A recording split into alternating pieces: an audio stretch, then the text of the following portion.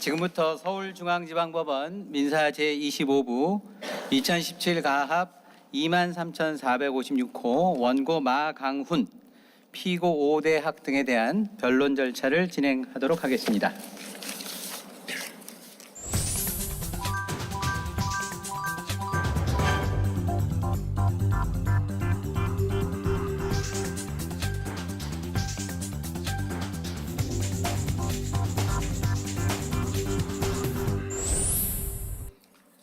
이 사건은 피고 5대 학의 기말고사 출제 및 피고 김일보 등의 기사 보도에 따른 원고의 손해배상 청구 사건입니다.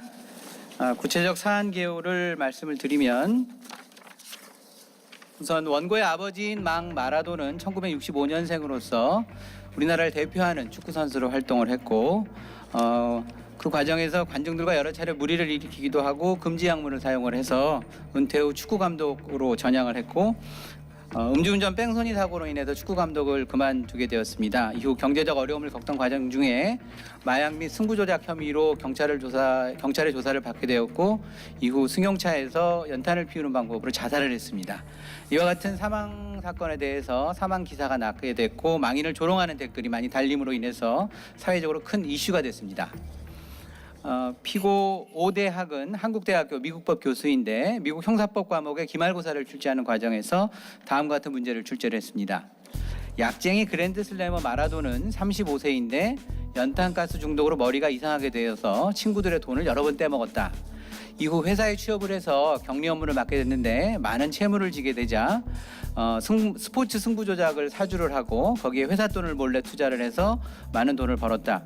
그렇지만 그 돈을 회사에 아직 갚지 않고 있다라고 하면서 이와 같은 행위에 대해서 마라도는 횡령죄가 유죄인지 회사에게 돈을 돌려주려 했던 의도는 범죄 행위 성립에 영향을 미치는지에 대한 문제를 출제를 했습니다. 이러한 피고 5대학의 행위가 불법행위에 해당한다라는 이유로 원고가 손해배상 청구를 했고요.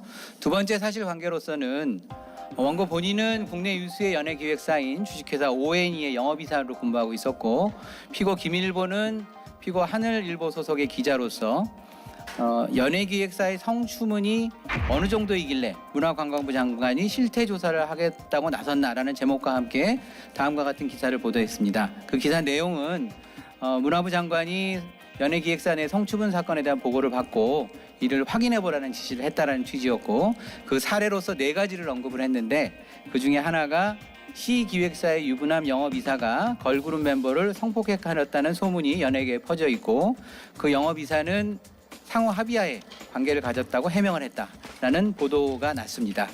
이 기사는 다른 기획사의 직원들이 인터넷 사이트에 게시판에 올렸던 것인데 피고 김일보가 이와 같은 소문을 듣고 사실관계를 확인하지 않은 채 이 부분에 대해서 기사를 게재를 했습니다. 이후 원고는 회사 내에서 직원들이 자신을 멀리하고 따돌리게 되자 퇴사를 하고 재취업도 하지 못하고 있는 상태입니다. 이것이 기존의 본선까지 제출된 문제였고요. 결선 진술자들에서는 추가적인 사안이 제시가 됐습니다. 추가적으로 제출된 사안에 대해서는 피고 대전우주일보는 지방일간지이고요. 중앙지인 하늘일보하고 사이에 하늘일보가 보도한 기사를 전제하고 있었습니다.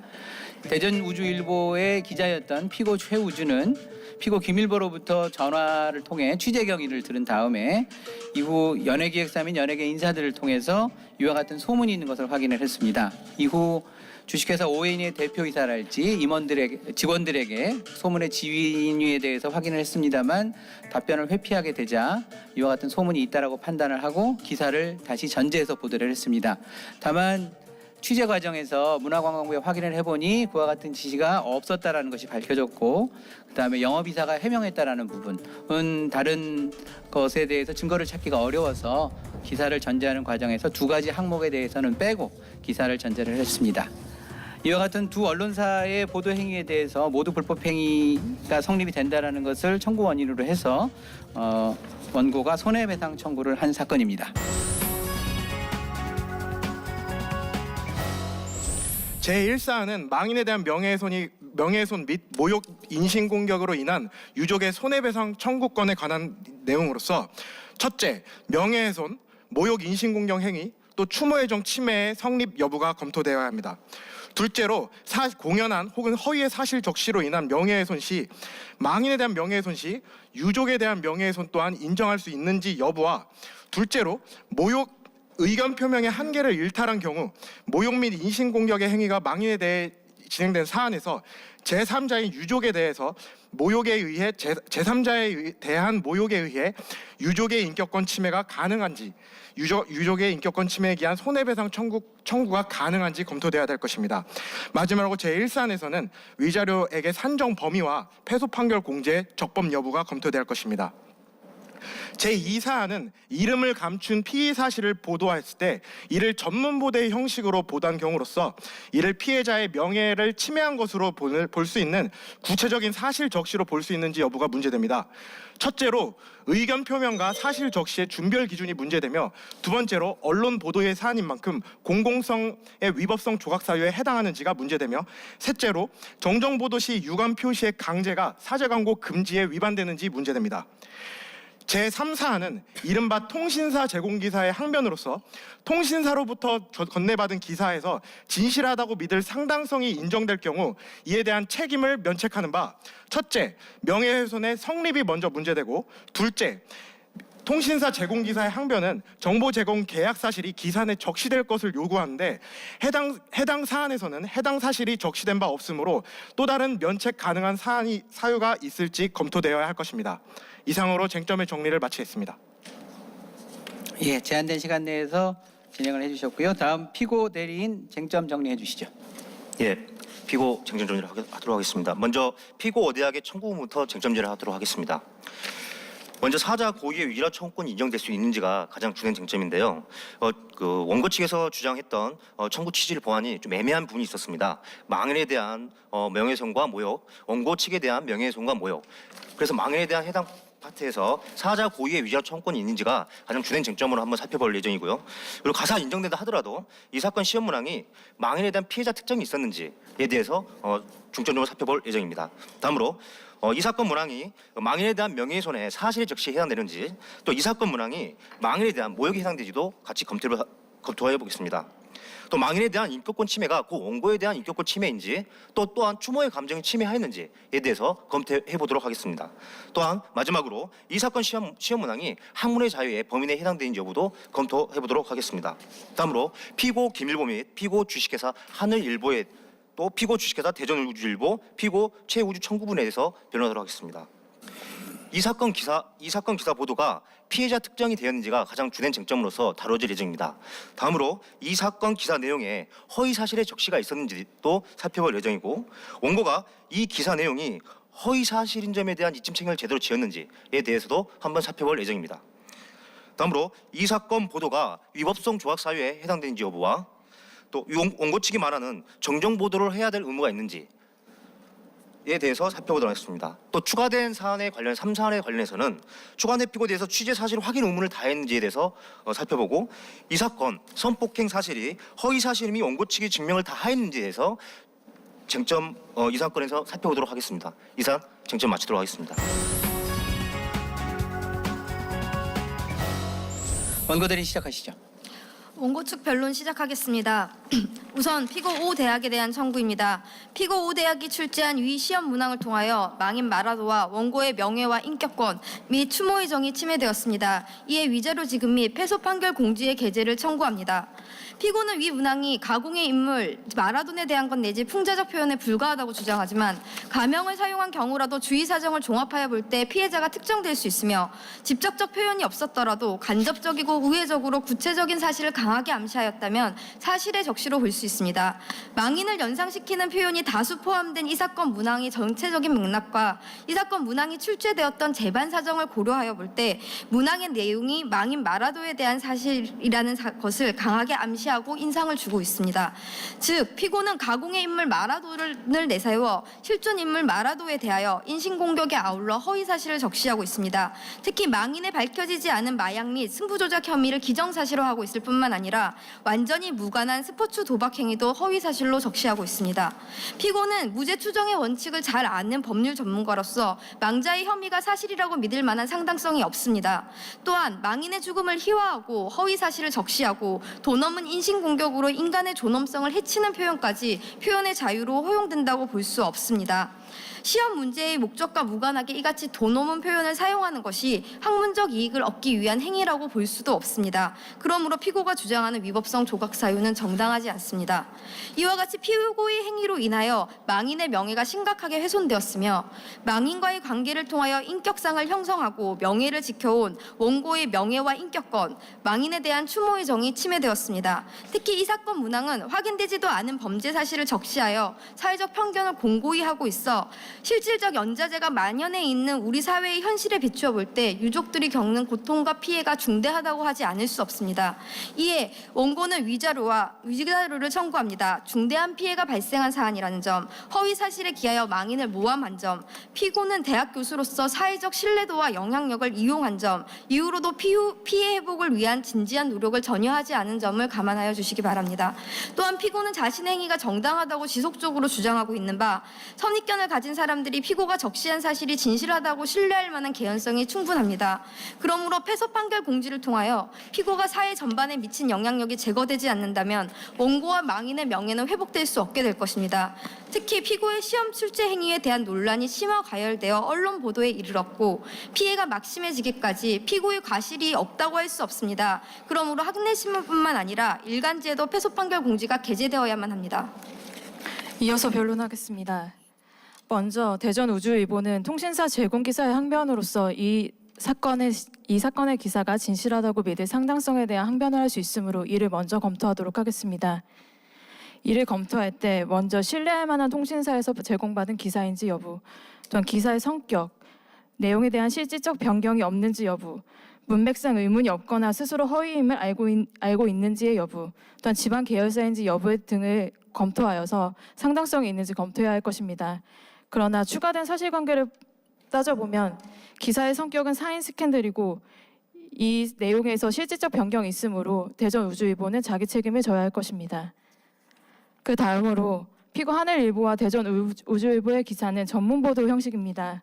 하지만 전문 보도라 할지라도 이 사건 기사는 걸그룹 탈퇴라는 진실한 사실과 원고의 성폭행 미수 행위라는 허위 정보를 조합하여 보도하고 있습니다. 이는 무엇이 진실인지 구분하기 어려운 특성을 가집니다. 또한 사건을 구체적으로 묘사하고 있어 강한 암시에 해당합니다. 따라서 이 두 기사는 구체적 사실 적시에 해당합니다. 또한 특정성에 대해서 살펴보겠습니다.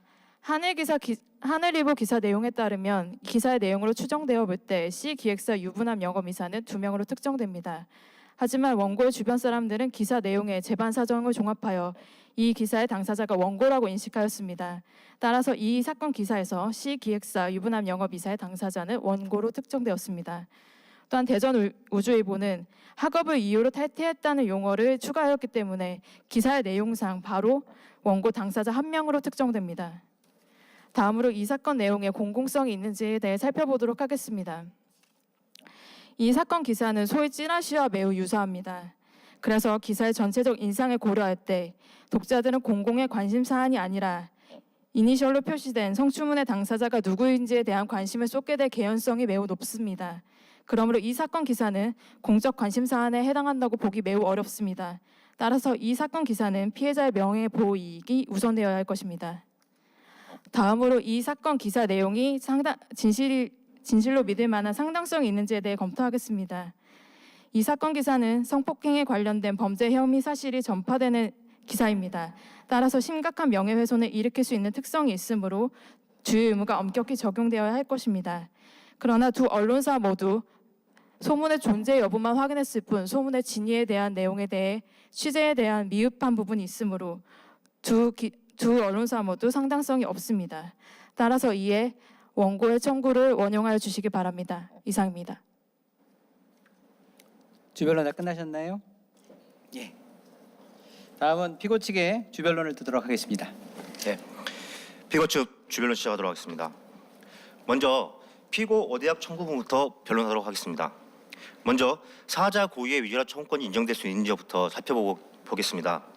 우리 민법 3조는 사람은 생존하는 동안 권리와 의무의 주체가 된다고 규정하고 있습니다.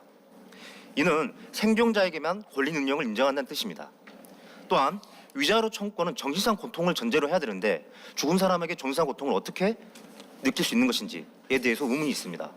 세 번째로, 만약 사자에게 위자료 청구권이 인정돼 하더라도 그에 대한 구체적 행사 방법이 아무런 규정이 없습니다. 이러고 보건대 사자 고의의 위자료 청구권은 인정되기 어렵다고 봐야 될 것입니다. 다음으로 사자 고의의 위자료 청구권이 인정됨을 전제로 한번 살펴보도록 하겠습니다. 망인에 대한 피해자 특정이 있느냐? 이 사건 시험 문항의 핵심은 가정적 사례를 이용한 시험 출제 문항입니다. 이 사건 문항에서 묘사된 인물은 망인 마라도와는 다른 인물입니다. 가장 대표적인 것이 망인은 1965년생이었습니다. 그렇지만 이 사건 시험 문항을 보면 35살로 표현되어 있습니다. 그 밖에도 이 사건 문항에 본질적으로 묻고자 하는 것은 횡령죄의 성부입니다.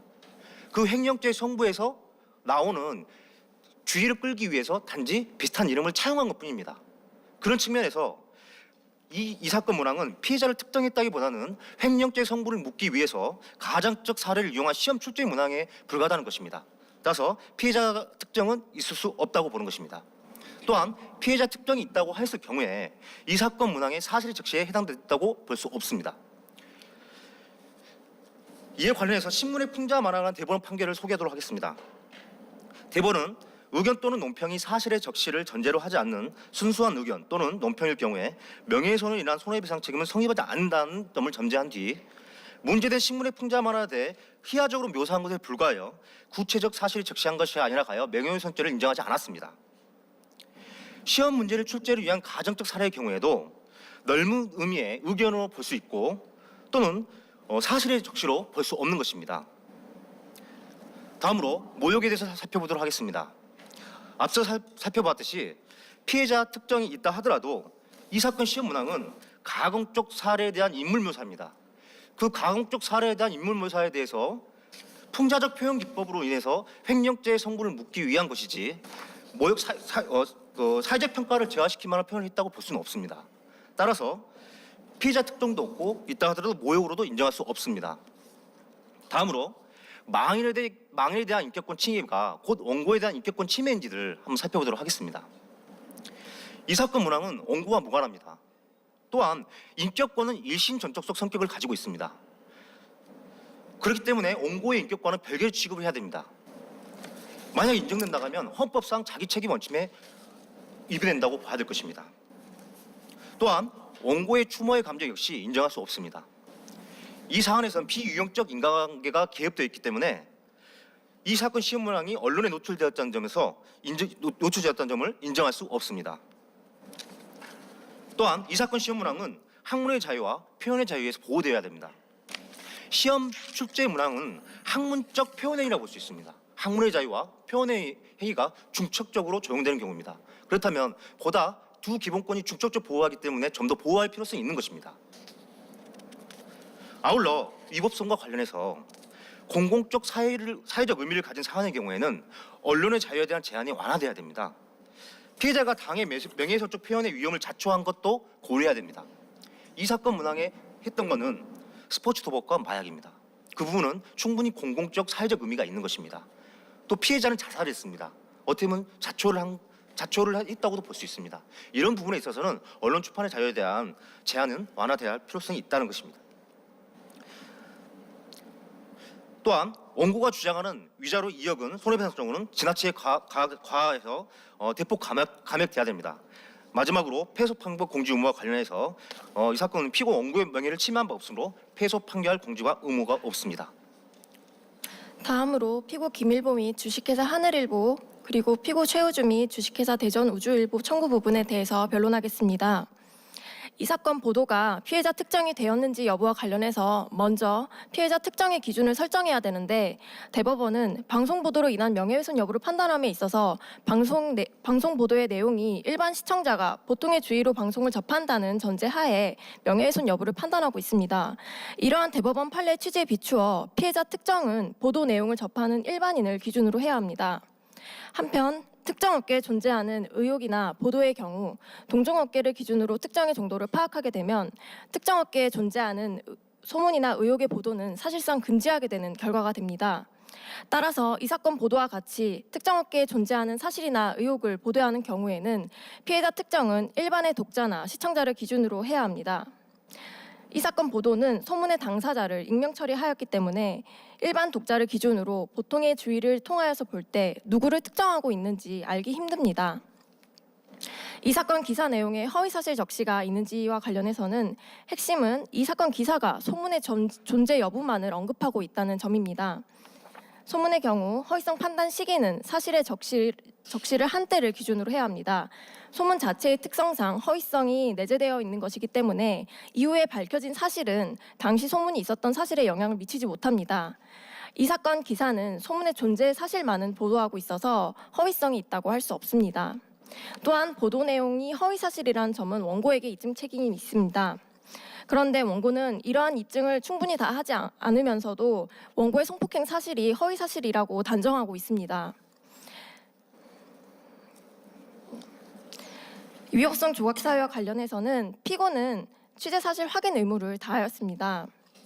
이 사건 보도는 단순히 소문을 보도하기 위한 내용이었고 기사의 주 목적도 성추행 실태를 보도하려고 한 것이지 원고의 특정 연예 기획사의 성추문을 고발하려는 취지도 아니었습니다. 그리고 피고들은 실제 연예계 종사자 2명에게 직접 연락을 하거나 소문 관계자에게 직접 연락하는 등을 통해 사실 확인을 거쳤습니다.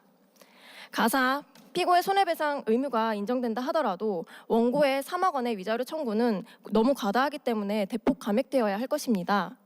마지막으로 정정보도의 대상은 사실적 주장을 대상으로 하는데 피고가 보도한 내용은 소문 내용의 진위 여부와 관계없이 소문의 존재 그 자체였고 실제로 소문은 존재하였다는 점에서 정정보도 의무를 인정할 수 없습니다.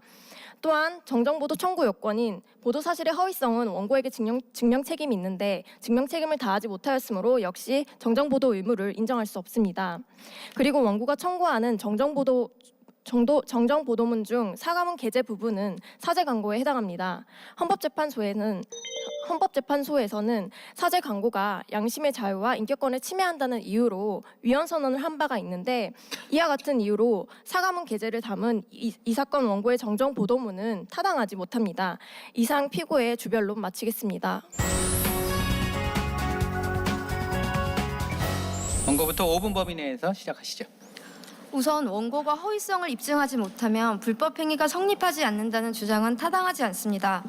우선 민법과 형법의 기준을 반드시 동일하게 보아야 할 이유가 없고 사실적 시위에 의한 사자 명예훼손을 인정하지 않는 형법의 취지는 역사적 인물에 대한 객관적인 평가를 보호하기 위함인데 이 사안처럼 악의적인 공격까지 보호할 필요성이 있는지는 의문입니다. 만일 그렇다고 하더라도 이 사안의 경우에는 원고의 명예가 함께 아울러 침해된 사안이므로 허위성을 불법 행위의 성립 요건이 아니라 가중 요건으로 보아야 합니다. 1, 2, 3 모두처럼 시공간이 특정되지 않은 사실에 대한 허위성 입증에 있어 대법원은 피고에게 소명 자료를 제출할 의무를 부과하고 있습니다. 그러므로 피고가 먼저 소명 자료를 제출해 주신다면 원고는 소명 자료에 대한 신빙성을 탄핵하는 방법으로 각 사안에 대한 허위성을 입증해 보이겠습니다. 이어 변론하겠습니다. 먼저 망인이 특정되지 않았다고 주장하는 피고의 주장은 다소 무리가 있습니다. 피해자의 특정의 기준에 대하여 판례는 가해자의 지목과 주위 사람들의 인지 가능성을 그 기준으로 하는데 증명된 사실관계에 의하면 학생들의 학습 효과를 위해 피고는 사회적으로 잘 알려진 망인을 지목했다고 이미 인정한 바 있으며 이를 학생, 총학생회, 언론사 모두 인지함 역시 밝혀진 바 있습니다. 둘째, 풍자의 경우에 대한 의견 표명 및 사실 적시의 준별 기준이 문제됩니다. 풍자라 하여도 형식적 외피를 제거한 후 오히려 검증 가능한 사실이 있는지 여부가 검토되어야 합니다. 오히려 검증 가능한 사실을 교묘히 삽입한 피고의 현실적 악의가 두드러집니다. 또한 본 사안에서 망인의 위자료 청구권 및 명예권은 본 사안의 주된 쟁점은 아닙니다. 망인의 위자료 청구권 및 명예권의 명예 주체성이 문제가 되는 사항은 망인에 대한 명예훼손이 발생하고 원고에 대한 명예훼손이 발생하지 않았을 경우입니다. 이 경우 망인에 대한 위자료 청구권이 성립되고 상속되는 것이 의제된다고 보거나 또는 망인의 명예권 주체성이 인정되어 이를 대신 행사 가능할지 여부가 문제되는 것입니다. 그러나 저희 원고 측 변호인단은 망인 및 유족의 동시 손해 발생을 주장합니다. 전술한 바와 같이 피고 측의 이 사건 문제 출제 행위에 의하여 원고는 피의자 가족이라는 사회적 명예의 저하를 저하 사회적 명예가 침해되었습니다. 나아가 본 사안에서 제3자 즉 망인에 대한 모욕 인신공격이 원고에 대한 인신공격에 해당할 수 있는지 또 이를 근거한 인격권 침해에 근거한 손해배상 청구권이 적법한지 검토되어야 될 것입니다. 물론 피고의 주장대로 모욕 인신공격은 별개의 모욕 인신공격의 해당성을 검토함에 있어 별개의 인격체라는 점은 반드시 검토되어야 될 것입니다. 그러나 모욕 인신공격 즉 단순한 의견 표명의 한계를 일탈하여 모욕 인신공격을 성립하거나 혹은 사실에 왜곡된 공표행위로 인정될 경우 명예훼손과 다른 별개의 불법행위 책임 즉 인격권 침해에 해당된다고 보는 판례 입장에 따라 망인에 대한 모욕 인신공격이 원고에 대한 인격상 왜곡 또한 초래한 것이 입증된다면 이를 인정할 수 있을 것입니다. 원고는 일반 가족에서 피고의 가행위로 인해 조롱해도 괜찮고 희화해도 문제되지 않을 가족으로 그 인격상이 왜곡되었습니다. 인격상이 왜곡된 사안에 대하여 사실 왜곡 공표행위 혹은 모욕 인신공격으로서 있는 인격권 침해에 기한 손해배상 청구권이 성립할 수 있으며 이를 인정해야 할 것입니다. 나아가 두 번째 사안의 경우 먼저 적당 처분에 대해 변론하겠습니다. 사죄가 아닌 유감의 표시입니다. 사죄와 달리 유감은 법률적 판단을 넘어 윤리적 판단까지 굴복을 요구하는 것, 그것이 절대 아닙니다. 언론사의 유감 표시는 일반인 통념상 언론사의 사회적 지위를 고려할 때 언론사가 사법 판단을 반대하지 않는다는 것을 표현하는 것은 실질적 진실을 널리 알리는 데 반드시 필요할 것입니다. 또한 기사를 한번 보시겠습니다. 첫 문단입니다. 기사의 첫 문단에는 장관이 두 손에 한 문서가 들려 있습니다. 문서에는 우리가 읽은 선정적인 허위 소문들이 나열되어 있습니다. 장관이 이렇게 말합니다. 어디까지가 사실인지 구체적으로 확인해라. 있다 없다가 아니라 이만큼 저만큼 어디까지에 대한 문제입니다. 존부가 아니라 정도의 판단입니다. 정도의 문제는 존부, 즉 소문의 존재 사실을 강하게 전제하여야만 가능합니다. 이 기사의 제목 또한 보십시오. 제3사안에서의 기사 또한 마찬가지입니다. 제2사안과 3사안의 기사 모두 어디까지가 소문인지 확인하라고 소문의 전제 사실을 강하게 암시함으로써 이는 허위의 구체적인 사실에 해당합니다. 이상입니다. 예, 다음으로는 피고 측에서 재변론하시죠. 네, 피고 측 재변론 시작하도록 하겠습니다. 방금 말씀하신 것 중에서 동시 손해 발생을 말씀하셨던데 그런 부분에 있어서 동시 손해 발생이라 하더라도 결국 망인과 원고입니다. 망인에 대한 손해배상 청구를 그 동시 손해 발생했다고 해서 새로 사람이 민법상 손해배상 청구를 할 수 있다? 이거는 저희들 측에서 납득이 안 됩니다. 구체적으로 망인에 대한 사자 고의에 의한 위자료 청구를 망인에 대한 인정하지 않는다면 그 구제 절차를 인정하지 않는다면 결국 사자 고의의 위자료 청구를 인정할 수 없다는 뜻입니다.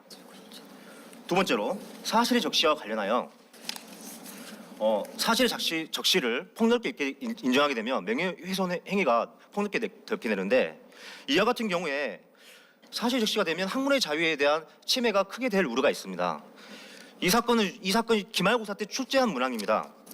그런데 법학시험 사례 문제를 보았을 때 가불병정으로만 한다고 하는 것은 집중력 저하나 여러 가지 측면에서 상당 부분 교수의 재량을 제한하는 것입니다.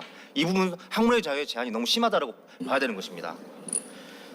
이 사안은 가공된 사실관계로서 가공된 인물의 등장은 필수 불가능함에도 이 사건 시험 문항이 사실 적시를 보아 명예훼손에 해당된다면 앞으로 법학시험 출제 시 가불병정, A, B, C, D 정형화된 등장인물만 남께서 학문적 이게 침해가 너무 크므로 사실 적시는 이 사건 시험 출제 문항에 관련해서는 좀 엄격히 봐야 될 필요가 있습니다.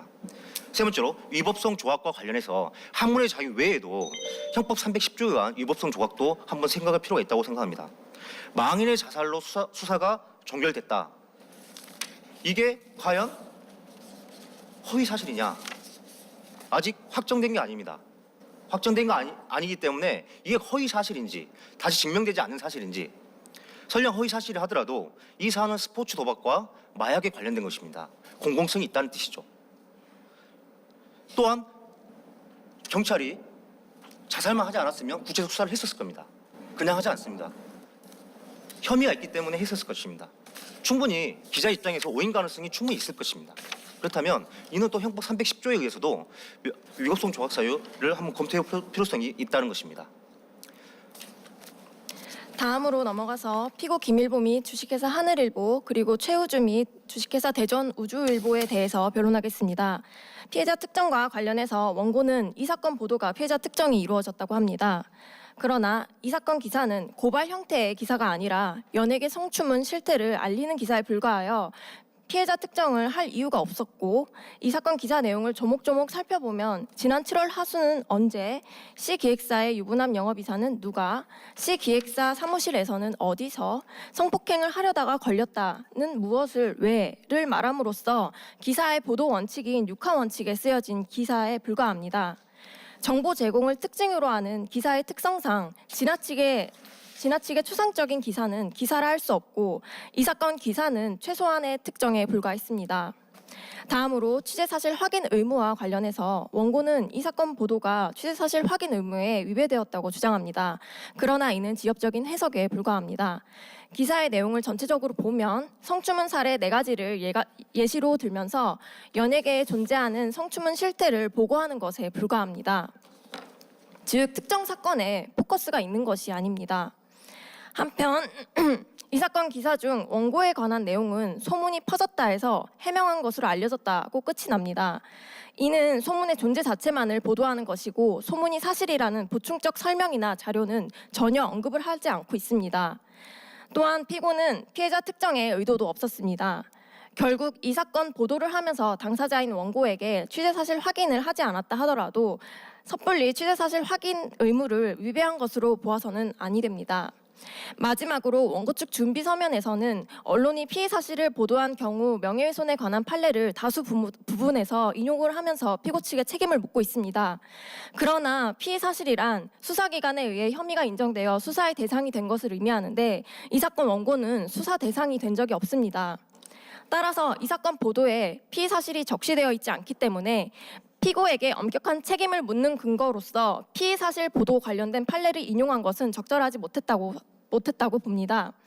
오히려 피고 김일보, 최우주는 피해 사실을 보도하려는 것이 아니라 공익적 목적으로 소문의 존재를 보도하려고 한 것이기 때문에 취재 사실 확인 의무 등이 경감되어야 합니다. 원고의 청구 권한 중에서 사자 본인의 손해배상 청구권에 대해서 피고 측에서는 성립할 여지 자체가 없다라는 주장을 하고 있는데 원고 측에서 적절한 반박을 하지 않은 것 같습니다. 그래서 사자 고유의 손해배상 청구권이 성립하는 근거에 대해서 추가적인 설명이 좀 필요할 것 같고요.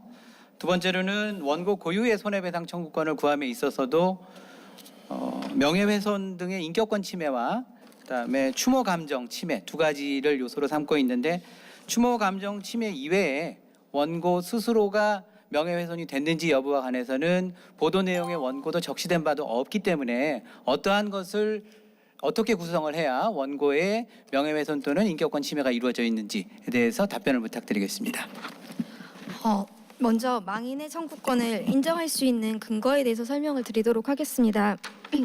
망인의 명예권 내지 인격권을 현실적으로 보호해야 할 필요성이 있다는 점에 대해서는 판례든 저희 일반적인 통상적인 법 방정이든 이론이 없을 것 같습니다. 다만 민법상의 그 권리 능력이 문제가 되는 사안인데 일단 학설상으로는 저희가 그 사자가 살아있을 동안에 받았을 정신적 고통이 만약에 죽은 이후에 나의 명예가 치명적으로 훼손되었다면은 분명히 사자가 고통을 받았을 것이라는 사실은 명백하므로 어느 정도 일정 기간 동안에는 사자의 인격권을 보호하는 차원에서 그런 것들을 인정할 수 있다라는 견해도 존재하고 있고 같은 맥락에서 우리 실정법에서도 헌법 형법 제308조나 저작권법이나 언론중재법 등에서 사자의 명예나 인격권을 보호하기 위한 근거 조항들을 두고 있습니다. 그러므로 반드시 명시적인 실정법이 없다라고 해서 사자의 명예권 내지 인격권에 기한 선고권 발생을 전적으로 부인하는 거에 대해서는 원고는 동의를 할 수가 없는 상황이고 아울러서 이어서 설명이 되어질 것 같은데 설령 사자의 위자료 청구권이 직접적으로 인정되지 않는다고 하더라도 우리 대법원 판례는 사자의 인격 내지 명예권이 현저하게 침해되는 경우에는 유족의 명예 내지 추모의 감정도 아울러서 침해되기 때문에 불법 행위를 구성한다라고 판시를 하고 있습니다. 이번 사례의 경우에도 마찬가지고요. 그래서 유족이 갖는 위자료 청구권은 단순히 본인 자신만의 그 인격권 내지 명예권 침해를 보전하기 위한 것뿐만이 아니라 그 유족의 명예의 개념 내비에 불가분적으로 그 침해된 친족 관계에 있는 사자의 명예 내지 인격도 포함이 되어 있다라고 보아야 하기 때문에 간접적으로 이미 사망한 사자에 대한 명예 인격을 보호하기 위한 수단으로서의 의도 가진다는 점을 고려해서 만약에 사자에 대한 청구권이 인정되지 않는다면 위자료 산정 시에도 그 부분이 반영되어야 된다고 봅니다. 네. 다음 피고 측에게 여쭤보도록 하겠습니다. 5대학의 출제 행위에 대해서 피고 측에서는 위법성 조각으로서 학문의 자유와 표현의 자유 등에 따라서 위법성이 조각된다는 취지의 주장을 하고 있습니다. 우선 학문의 자유와 관련해서는 이것이 피고가 연구 결과를 학생들한테 전달하는 과정에서 이루어진 것이 아니고 학업 성취도를 평가하기 위한 즉 시험을 통해서 이러한 행위가 이루어졌기 때문에 과연 학문성을 인정할 수가 있는지에 대한 반론이 가능하고요. 아울러서 그 방법에 있어서도 조롱하고 비하하는 표현이 있었기 때문에 이게 학문의 이익을 얻기 위한 행위인지에 대한 논란이 있을 수 있는데 그 부분에 대한 답변을 부탁드리겠고요. 두 번째, 표현의 자유와 관련을 해서는 피고가 주장하는 것처럼 이것이 구체적 사실의 적시가 아니라 단순한 가상의 사례를 시험 문제화한 것이다 라고 하더라도 그런 것이 과연 그러면 피고의 의견에 해당하는 것인지에 대한 반론이 가능할 것 같습니다. 이 두 가지 측면에 대해서 피고 측의 답변을 듣고 싶습니다. 예. 지금 학문의 자유 범위 내에서 그 살펴보면은 그 학문의 자유 범위 내에 해당된다고 일단 저희들은 봤었습니다. 초중고의 사실 전달의 목적으로 하는 그런 문항 같은 경우에는 물론 아직 헌법재판소가 그 부분에 대해서는 교육의 자유, 수업의 자유, 가르칠 자유는 학문의 자유의 범위 내에 해당되지 않는다고 판시했기 때문에 그 부분은 일견 타당하다고 생각합니다. 그렇지만 이 사안은 대학교입니다. 대학생입니다. 대학교 기말고사입니다. 학문의 자유, 교수의 자유는 시험 출제의 방법의 자유까지 포함되는 겁니다. 대학과 초중고는 구분해야 한다는 것입니다. 같은 시험 출제를 하였더라도 대학에서 시험 출제를 했고 응용을 하고 좀 더 고차원적인 교수의 강하게 모든 아이디어와 모든 게 들어가 있는 이런 부분에 있어서는 초중고에서 말하는 가르칠 자유에서 말하는 그 자유와는 헌법재판소 판시한 것과 다르다고 볼 것입니다. 그래서 이 교수의 자유의 방법의 자유로서 시험 출제 문항도 학문의 자유 범위 내에 해당된다고 저희들은 판단했습니다. 그리고 두 번째로 이 구체적 사실의 적시와 관련해서 조롱이냐 뭐 비하냐 이렇게 하셨는데요. 사실 조롱과 비하, 풍자 이 경계선을 구한다는 게 참 상대적 개념입니다. 조롱과 비하하면 나쁜 쪽으로 비난 가능성, 주로 비난한다는 측면, 그런 측면인데 풍자라는 것은 정치적, 사회적 그런 부분에 있어서 뭔가 상대방이 용인할 수 있는 수준에 해당되는 것입니다. 풍자와 조롱의 경계선을 어떻게 판단할 것이냐, 이건 상대적 판단입니다. 그렇기 때문에 이 사안회 같은 경우에는 시험 문항을 출제하는 과정 속에서 비난의 요소가 있었고, 그리고 이런 경우에는 마약과 스포츠 도박이 끼어 있었던 것입니다. 그런 부분의 공공성에 관련된 부분에 있어서는 충분히 풍자로도 해석할 수 있을 거라고 보입니다. 그렇기 때문에 풍자로 해석되게 되면 사실의 적시로 볼 수는 없고, 그 경우에는 풍자로서 충분히 그 가정적 사실로서 봐야 된다는 게 저희 측 입장입니다. 저희가 원고 피고 측에 공통적으로 한 가지 질문만 드리겠습니다. 3사안 관련입니다. 대전우주일보 관련인데요. 피고 측에서 먼저 하늘일보와 구분되는 독립된 대전우주일보와 어떤 고유한 그러니까 대전우주일보에 한정되는 고유한 어떤 방어 방법으로서는 어떤 부분을 주장을 하시는 건지 그 부분을 다시 한번 명확히 정리를 해주시면 좋겠고요.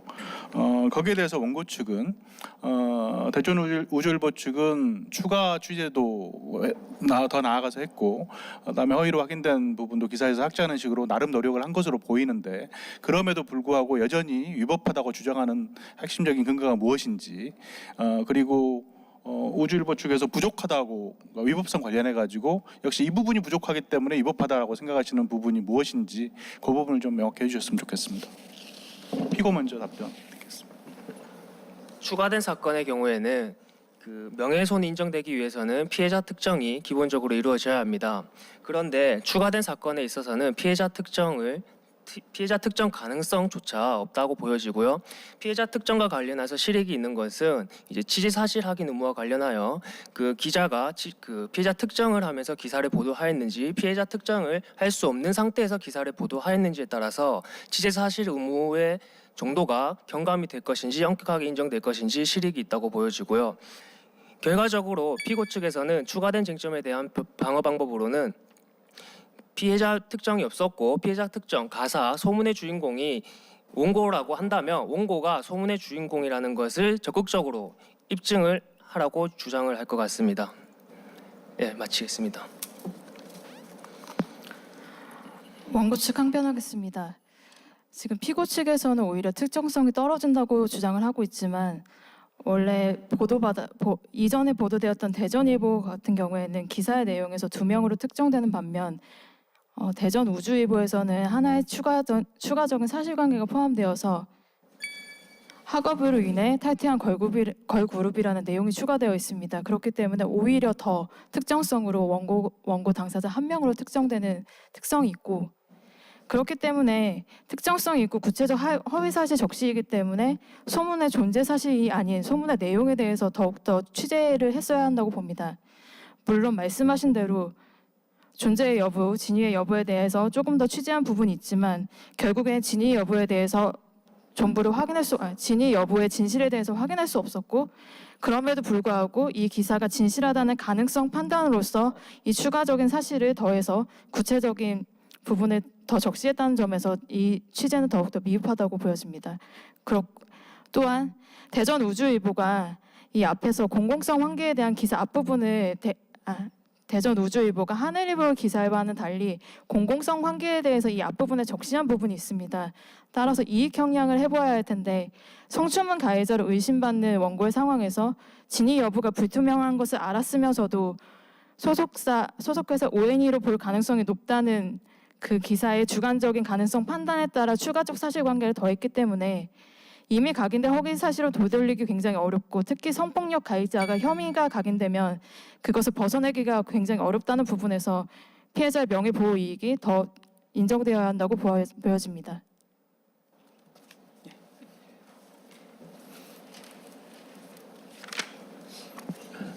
제가 질문을 드리겠습니다.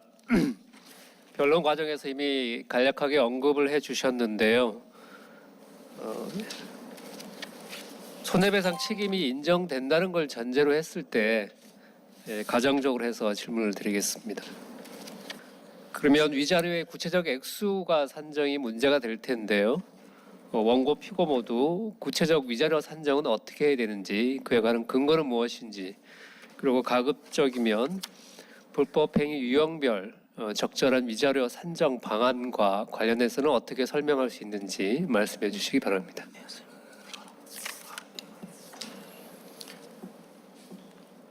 원고 측 대리인 변론하도록 하겠습니다.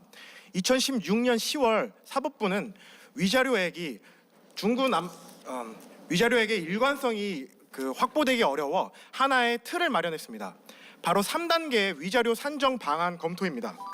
첫째로 위자료에 해당하는 불법행위 유형이 일반 피해에 해당하는지 중대 피해에 해당하는지 검토합니다. 본 사안은 원고 모두 사회의 지위가 현저하게 박탈된 사안으로서 명예훼손에 의한 중대 피해에 해당하는 사안입니다. 또한 이 다음 단계로 특별 가중 사유를 검토합니다. 전 단계가 피해자의 결과불법의 중대성을 검토한다면 이 특별 가중 사유에서는 가해자의 행위불법의 중대성 요소를 검토합니다. 이 본 사안과 같이 허위 사실이 적시된 경우라 하든지 혹은 악의적 모의적으로 타인의 사회적 지위를 박탈하고 한 경우 이 행위 불법성의 중대성이 반영되어 또한 기준금액이 높아집니다. 이에 따라 사안 1의 경우 명예훼손의 중대 피해에 해당하고, 또한 특별 가중 사유 중 허위 사실 적시 요건을 충족하므로 기준금액 2억 원을 청구하는 바이며, 제2 사안의 경우 중대 피해 발생에 해당하고, 둘째로 허위 사실 적시 및 악의적, 즉 동종업계 종사자의 악의성 있는 보도를 전문 보도한 형태로서 이 해당 악의성과 모해성이 있음을 인정하여 특별 가중 사유에 3억 원을 청구하는 바입니다. 셋째로 언론 보도를 사용했기 때문에 특별 가중 사유를 모두 충족하는 바 기준금액 3억 원을 청구하는 바입니다. 피고 측 의견 말씀해 주시죠. 네, 먼저 피고 5대학에 대한 청구에 대해서 말씀드리겠습니다. 원고는 피고 5대학에 대하여 2억 원의 손해배상을 청구하였는데 이 사건 시험 문항은 53명의 학생들에게만 배포되었고 외부 유출이 금지되었다는 점, 피고의 의도와는 달리 학생들에게 의해 언론에 공개되었다는 점에 의해서 인과관계가 조금 희석이 되는 면이 있고, 또한 피고의 의도와 표현의 수위도 통상 용인할 수 있는 수준의 범위에 있다는 점, 이 사건 시험 문항은 망인에 대한 것으로 사망한 자에 대한 정신상 고통을 산정하기 어렵다는 점 등을 비추어 보았을 때 원고가 주장하는 위자료 2억 원의 청구는 지나치다고 생각합니다. 그리고 피고 하늘일보 및 피고 대전 우주일보에 관해서 3억 원 각자 3억 원의 청구를 하였는데요.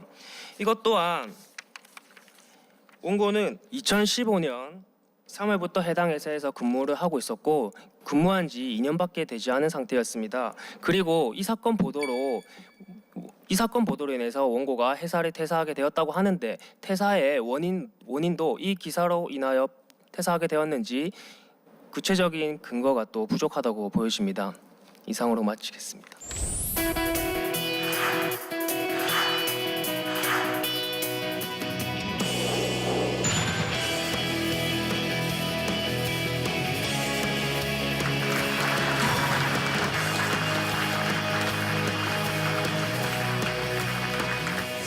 특별 가중 사유에서는 가해자의 행위 불법의 중대성 요소를 검토합니다. 공적 사안에 관한 비판을 주된 취지로 하고 있기 때문에 그 위법성이 조각됩니다.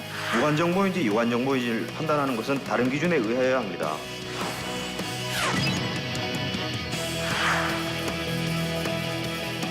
어, 1년 뒤에는 이제 필드에서 서로 좋은 모습으로 만났으면 좋겠습니다.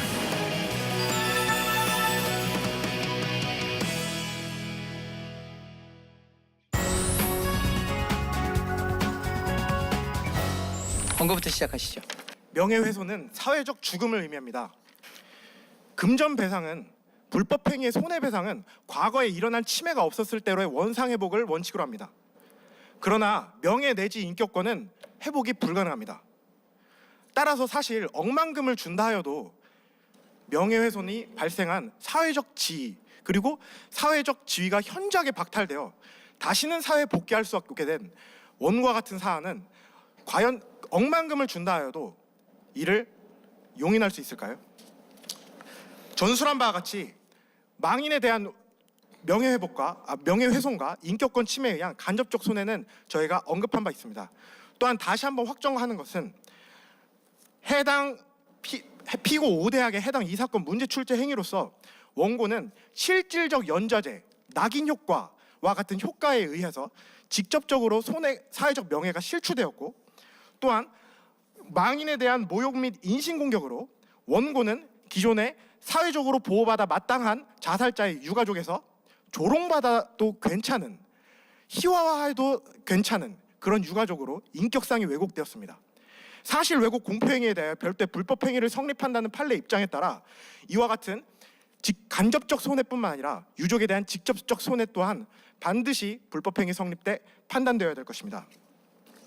물론 제3자에 대한 명예훼손 혹은 모욕이 인정될 경우 지나치게 폭넓게 인정되는 것이 아니냐는 우려도 있을 수 있습니다.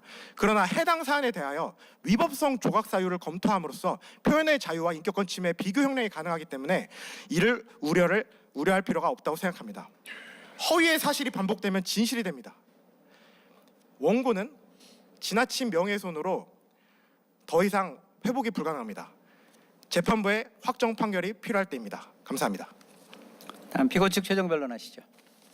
존경하는 재판장님 그리고 배석 판사님, 먼저 원고의 피고 5대학에 대한 청구에 대해 정리 변론하겠습니다.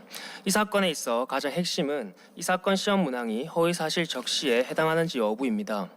그러나 이 사건은 대학 교내에서 일어난 점을 주목해 주십시오. 피고는 대학 교수이자 이 사건 시험 문항은 대학교 시험 출제에서 비롯된 사건입니다. 우리 헌법이 보장하는 학문의 자유와 대학의 자율성은 역사적으로 항상 국가 권력의 간섭에서 자유롭지 못하였습니다. 대학의 자율성은 1987년 9차 개정 헌법 때에서야 도입되게 되어 짧은 기간 동안 많은 발전을 이루었지만 아직 가야 할 길이 많이 남아 있습니다.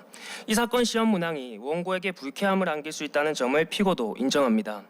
그러나 학문의 자유의 일환으로 대학 교내에서 일어난 일은 최대한 대학 자체에서 자정작용을 통하여 개선해 나가는 것이 바람직하다 생각합니다. 결국 이 사건 시험 문항이 원고에게 불쾌함을 끼치게 한 점을 인정하지만 인격권이 침해되었는지 여부는 명백하지 않았다는 점을 고려해 주시길 바랍니다. 다음으로 원고의 나머지 피고들에 대해 변론하겠습니다. 이 사건에 있어 핵심은 이 사건 보도들이 피해자 특정이 이루어졌는지 여부입니다. 그러나 피고 김일보 및 하늘일보는 최소한의 육하 원칙을 제시한 기사로 최소한의 기사 정보의 특정이 있을 뿐 피해자가 특정된 것은 아닙니다. 또한 피고 최우주 및 대전우주일보의 경우 피해자 특정을 할 수 없는 사안이므로 원고의 청구는 기각되어야 할 것입니다. 이상으로 정리 변론 마치겠습니다. 쌍방의 최종 변론까지 모두 다 들었습니다. 이상으로 변론 절차를 종결하겠습니다. 모두 수고하셨습니다. 망인의 명예권 내지 인격권을 현실적으로 보호해야 할 필요성이 있다는 점에 대해서는 허위의 사실이 반복되면 진실이 됩니다. 따라서 이 두 기사는 구체적 사실 적시에 해당합니다. 피해자 특정은 보도 내용을 접하는 일반인을 기준으로 해야 합니다. 피고의 의도와는 달리 학생들에게 의해 언론에 공개되었다는 점에 의해서 학문의 자유의 제한이 너무 심하다고 봐야 되는 것입니다.